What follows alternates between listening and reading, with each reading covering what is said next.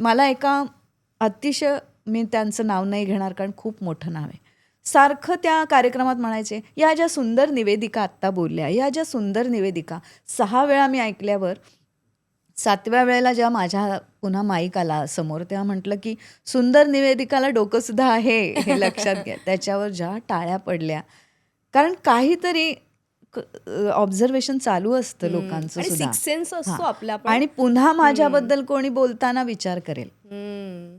की सारखंच तू छान दिसते, गॉर्जियस दिसते, याच्या पलीकडे स्त्री आहे, बरोबर, मन आहे, बरोबर. बुद्धी आहे, कर्तृत्व आहे, खरंय. हे बघायला तुम्ही शिका.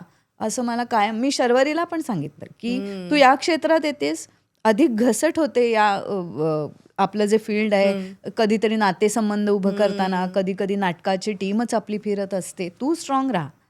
आपण बावळट असून या क्षेत्रात चालणार नाही.